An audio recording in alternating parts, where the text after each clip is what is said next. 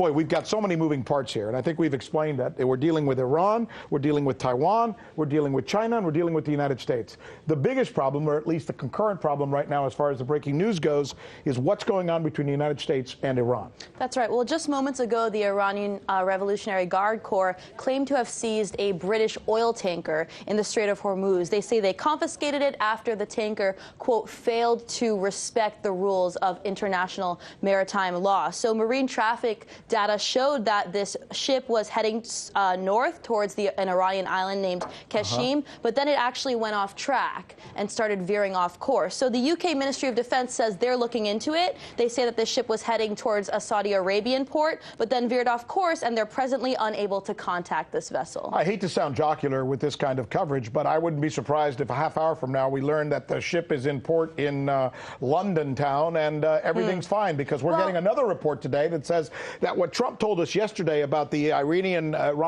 drone being shot down. That's right.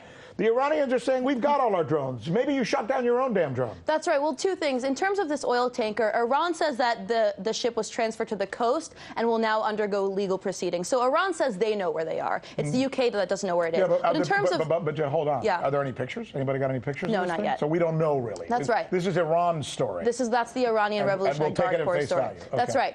In terms of the drone, that's right. Yesterday, Trump said that a U.S. warship called the Boxer actually shot down an Iranian drone while it was entering the Persian Gulf, and that the U.S. was forced to, quote-unquote, take defensive action. Right. Iran, however, as you mentioned earlier, said that it has no information about any missing drones, that all of their drones are accounted for. They said they have not lost a drone in the Strait of Hormuz or anywhere else. This is weird. It gets weirder because Iran actually just hours ago released this video that they say proves that no drone was abandoned, was downed by the U.S. Just moments ago they released that video. We don't know, but is it possible that somebody whispered something into the president's ear in the middle of a news, because he gave this information in the middle of another news conference, right? Is it possible that somebody told him something and he misinterpreted it, or they misinformed him and he just announced this and it possibly may not be true? We don't know. I mean, I guess that is possible, of course, and of course we don't know what happens behind closed doors, but I can only speculate as to who whispered in the president's ear. Meanwhile, and we're going to get to Christie on this because I think we want some analysis, but the news is that the China came out today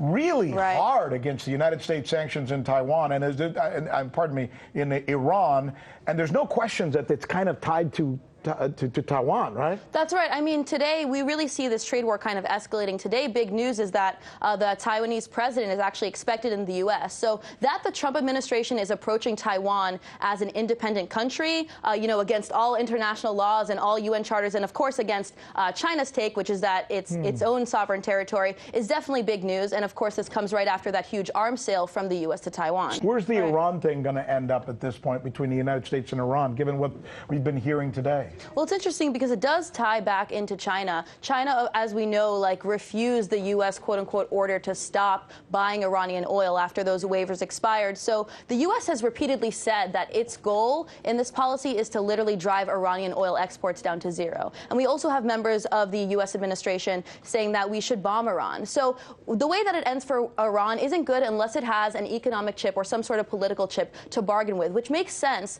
which is why it makes sense, that Iran is now talking about enriching uranium at higher levels, because it's only because it did that before the original Iran deal, the JCPOA, that the U.S. was willing to sit down with them in the first place. Let me stop with the geopolitics and economics for a minute and just look at what's going on right there and the possibility that this thing could somehow conflagrate, right?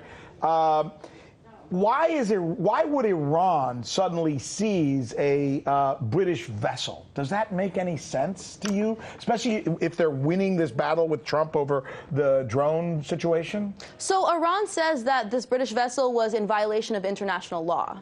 So from their standpoint, they're not escalating anything. There are tensions between the two countries for sure, but they say that they were just, working in accordance with international maritime law. You guys are great. Thank you.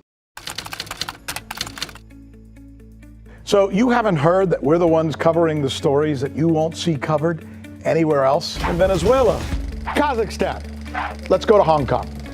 And the media reaction to that has been crickets. How about the way we cover those stories? What the hell does that mean? Wale, wale, wale. That's the key word in this case, uprising. Keep? Can you believe that? Watching. This is the right thing for members of the media to do, to actually pick sides. Look, if you like what you see, subscribe.